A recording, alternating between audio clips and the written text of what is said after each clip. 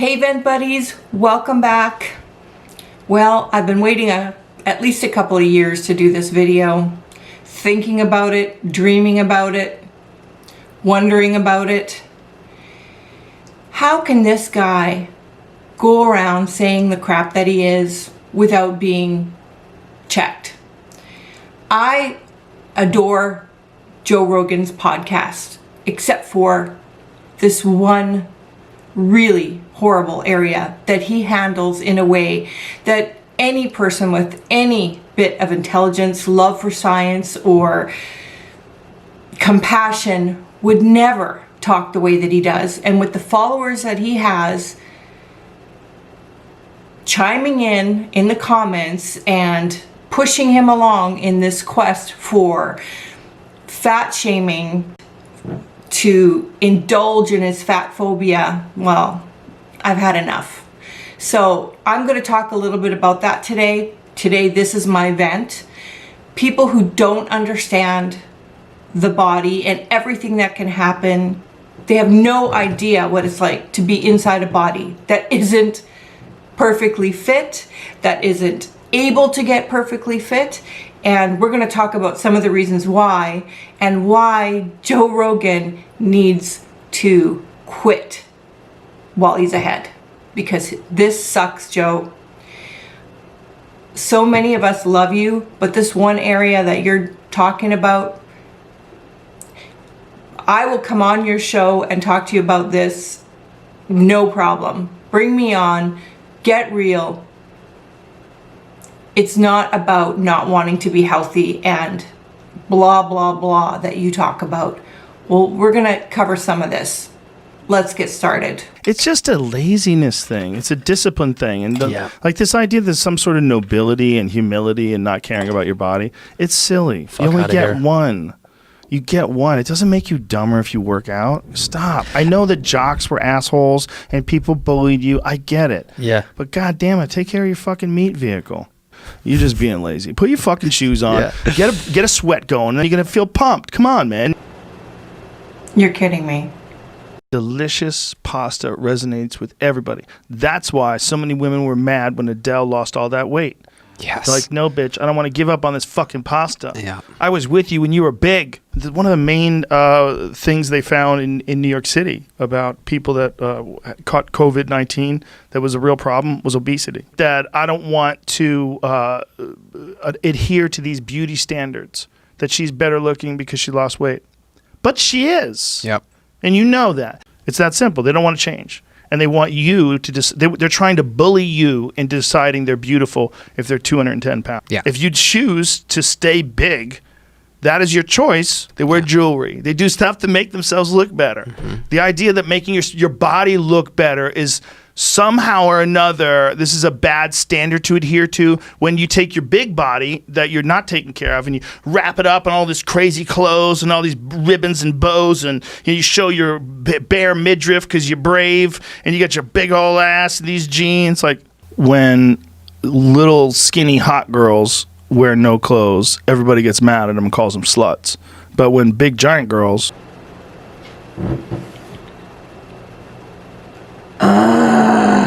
You can't, not tell the people, look, you can't keep eating as much as you want and as shitty a food as you want and expect us to cover the bill.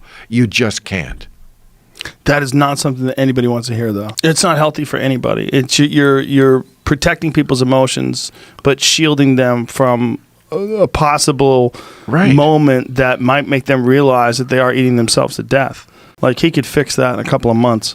That's not that hard. Diabetes has nothing to do with weight. Diabetes has everything to do with it. For sure it does. Also, when heavy people have a fan or have someone that they're a fan of that's also heavy, like James Corden, so he's heavy. He's got people in the audience that love him, and they love him standing up for other heavy people. Yeah, we're fine. We're fine. He's one of us. We're fine. I think they felt like that with Adele. That Adele was this fantastic singer, super talented, extremely popular, and overweight. Yeah, it's fine. It's fine. I'm like Adele. Everyone's fine. But then she loses weight. You feel like she's betraying you because one of the reasons why I liked you is because you're fat.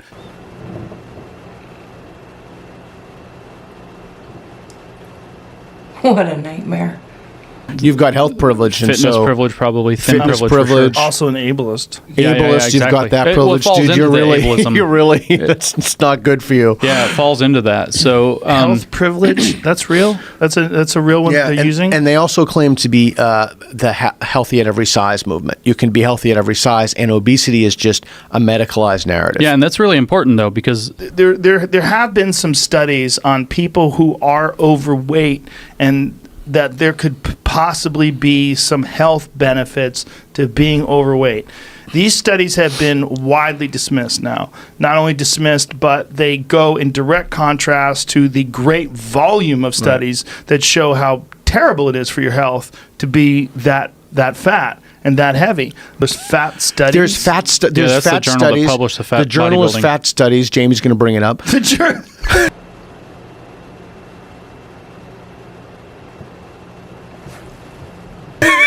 Plus size models, right? They're doing that now. Like Nike in their Nike store has like a big mannequin, like a fat mannequin, but they don't have plus size models for men. Joe? Look at that. What the fuck? That's the plus size model mannequin. You can't be effing serious.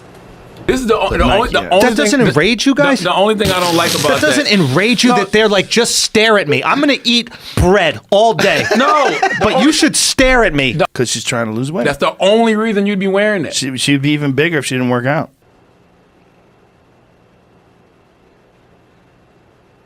Right. Did you see the cover of Cosmopolitan magazine that was widely criticized because they had a morbidly obese woman on who was a Like in a hashtag bikini. plus size model? Yeah.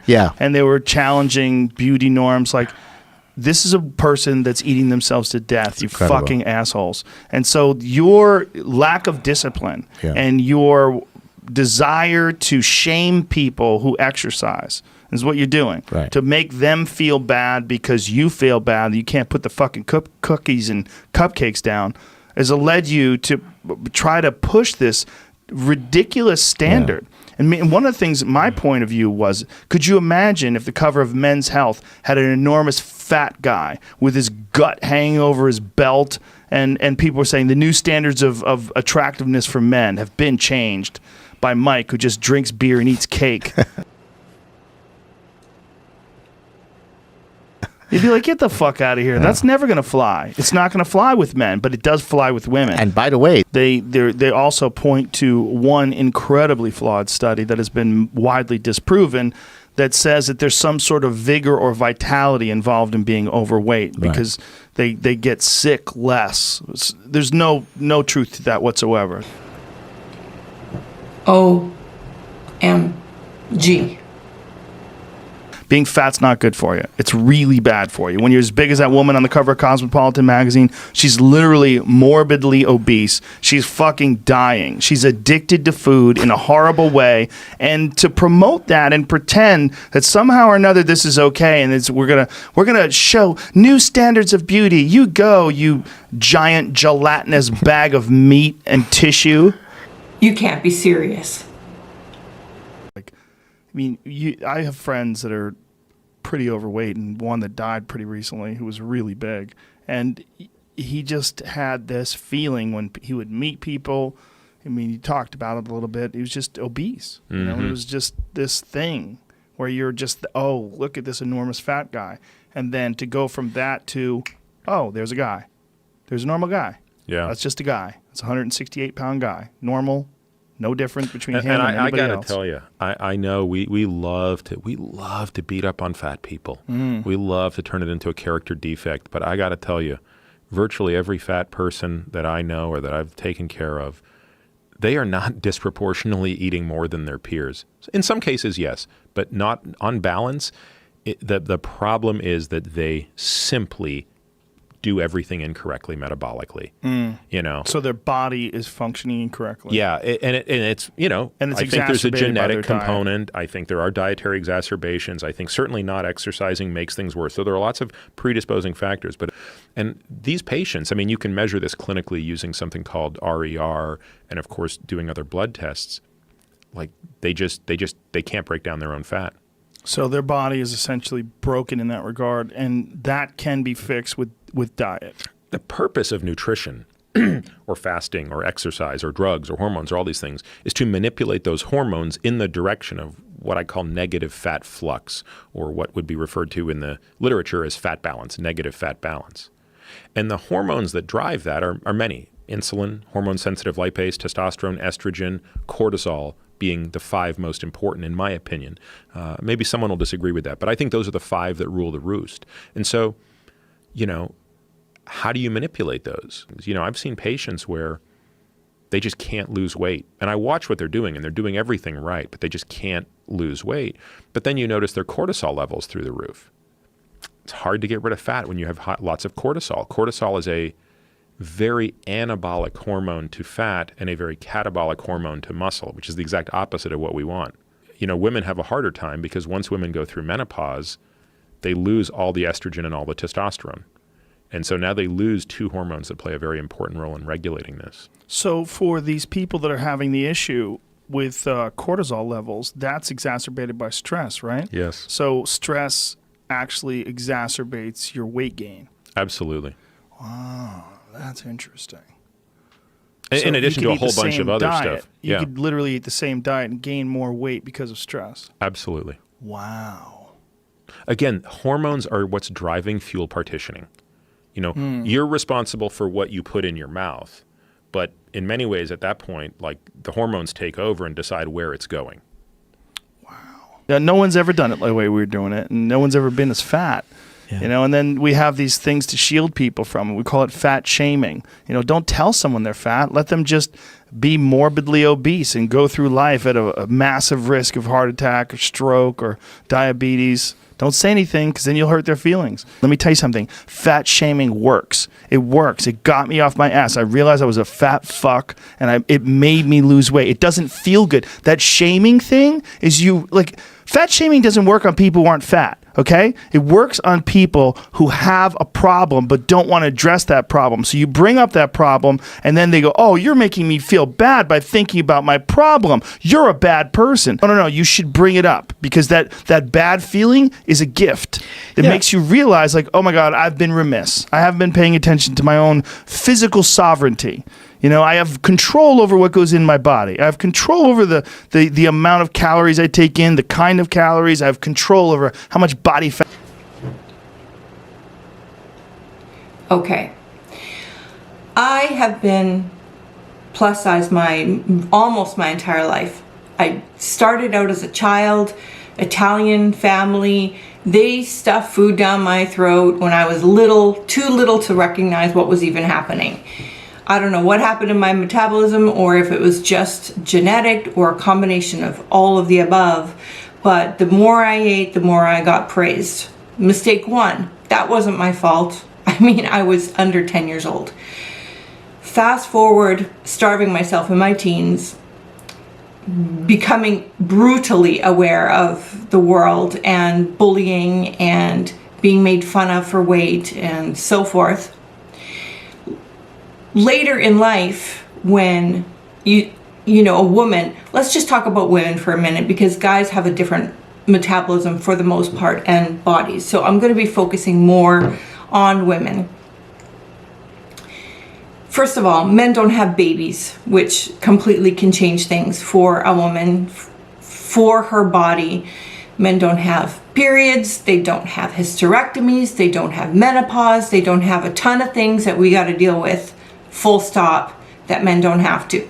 So I'm talking about women's perspective, because men seem to have a little easier time for the general majority to lose weight. Not all, but some. We all know that metabolism plays a part in our body's ability to lose weight, not lose weight, blah, blah, blah. Cortisol levels are huge. You've had doctors come on your show, I've watched them, who've explained this to you, yet you continue to rant and rage about fat shaming, fat phobia, and the like. There's so many things, complicated factors that come into play with weight. It is crazy. So let's just talk about food allergies. If a person is becoming inflamed constantly with food allergies, their ability to lose weight is hampered. What about sexual abuse, Joe? You're looking at a woman, you're fat shaming her. Maybe she's carrying weight, subconsciously unable to lose it because she needs to feel not overly attractive to men because she's been sexually abused and her body is using fat as a protection mechanism. Have you ever thought of this? Keeping fatter subconsciously is a deep issue. That's not something that you can just go to the gym and eat certain foods and it goes away. It's deep, deep, especially when there's been sexual abuse involved. Sleep. There's so many people with sleep issues, insomnia. If you're not sleeping enough, hell to the no, can you lose weight very easily. So those people with insomnia issues, psychological issues, they have a hugely different experience trying to lose weight. Doesn't matter how much they exercise, doesn't matter how much they eat, the weight's not coming off. Medications.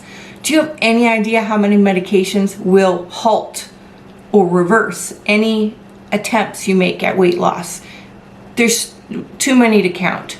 So you're looking at somebody who is plus size and you're disgusted. They might be working out 3 to 4 hours a day and eating next to air, and they're still unable to lose weight. So quit your judging. Illnesses.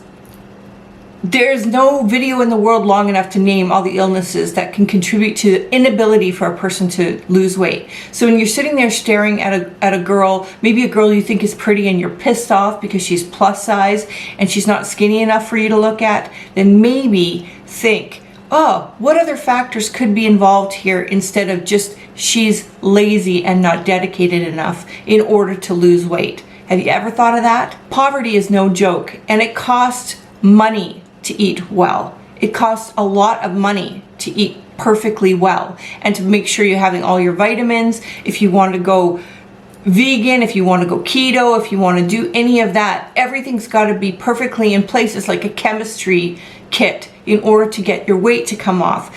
Any jolting of that, you're in big trouble. So if you've got no money for food, you're starving yourself, your body's going into starvation mode, you eat whatever's there, it's gonna screw your gut up, it's gonna screw your metabolism up, things are gonna go haywire. And you're blaming people, looking at people and blaming them because you don't like looking at them or the way that they look. Cut it out. Disease.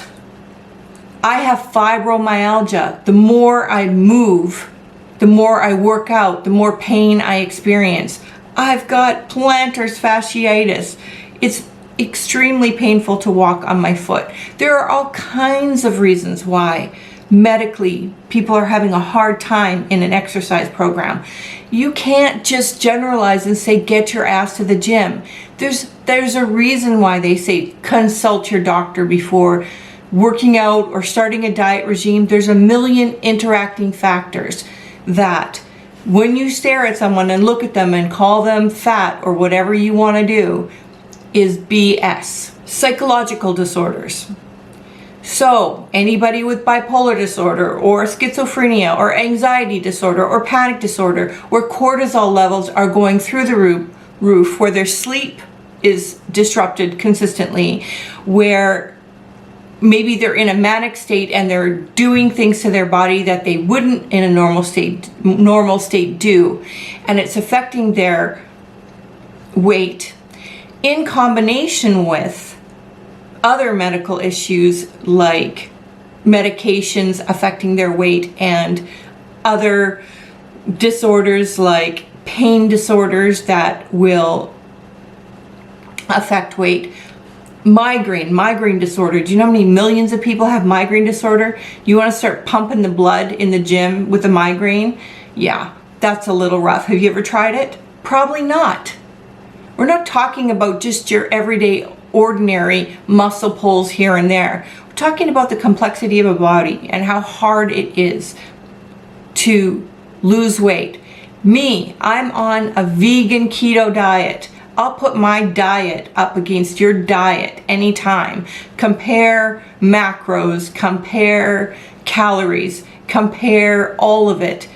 My body just doesn't want to lose weight anymore. And what you're asking is for us to hate on ourselves enough, be motivated enough just to do it so that we all look as perfect as you want them to look in your eyes, for us to be okay to even walk around in society, because, you know, it's offensive to you to some degree to see somebody who's got weight on them and you think you've got all the answers. There's a ton of toxins in the world. There's not just one reason why we're plus size or why we're heavy or whatever word you want to use. We could be affected by something in the food, something in the water, something in the pesticides that are on the food. Even though we're eating organic, we're doing everything right, things still aren't shifting. And you know that, so quit fat shaming people. Joe Rogan. I spent my life as a makeup artist making women of all shapes, sizes, ages feel beautiful in their own skin. It was my life's work. It was my life's passion. You think that women who are out there saying I'm beautiful no matter what is some kind of movement that is just out there to piss you off? We spend so much time hating ourselves for what we look like because we don't fit in. Do you really think that just because we're trying to talk about ourselves in a positive way, that that's a negative in your eyes? You want us to be hurting and just grinding and just hating ourselves all our lives because we can't fix the one thing that we wish we could? You don't think that most women would prefer to look like the mold? Most women would. But there comes a point when we realize the mold maybe isn't all that. Maybe there's more to life. Maybe spending our entire waking moments thinking about our weight is counterproductive. And there's other things that we need to be talking about and thinking about. You have no idea what it's like to be in the skin of a person with weight that they have to deal with. You have no idea what it's like to be ridiculed. You don't need to tell us we're fat. We know exactly what the F we look like, Joe Rogan. So get off your high horse and wake up, grow up, smarten up. And you have a huge, huge following of people, and you say you're a man of science. You really need to dig deeper on this issue, because you don't have it straight. You don't got it together. You're promoting fat shaming and you're promoting fat phobia. And with the platform that you have, you need to cut it out. Enough is enough of your judgment and your ignorance. And I'm going to say one final thing. I can only hope that your girls, your wife, your family members, that you're there as a man in their life to protect them from bullies. If anything ever goes awry with their bodies, if they ever have weight issues that they can't get a grasp on, no matter what they do, no matter how hard they try. And I would hope that you could appreciate them for the beautiful people that they are and not look at them for their weight. And that's all you're seeing is their weight. Or you're seeing them, you like them, you only wish they were the size that you like looking at. Joe Rogan, your conclusions and your assumptions about people who carry weight on them are, your favorite word, disingenuous. My favorite word for this is BS. You need to shut your prejudice down once and for all. Again, do you want to have a debate about this? I'm ready, willing, and able anytime you are, because, you know, maybe there's just that lingering ignorance. You're going to be going off YouTube soon. You have your great deal, your $100 million deal. Congratulations. You know, you've worked hard for it. You deserve it. You have fantastic information, great podcasts. Millions and millions of people have seen them, and we love them. But you gotta fix this. This area is really a crappy zone. I know you got a lot of young male viewers who are hurrahing you along the way, who congratulate you for your thoughts, who believe in fat shaming and believe in fat phobia. But guess what? Just because there are people with weight on in this world doesn't mean that you need to judge them. You have no right. My final thoughts on this vent are, my name is Laura. I'm with Vent Buddies. If you want to come for me, I'm here. And please share this video, like this video, support this video. If you believe that there are a million reasons why people carry weight, emotional, medical, medication, you name it, metabolism, gut biome, it's a crazy chemical mashup and everything in between.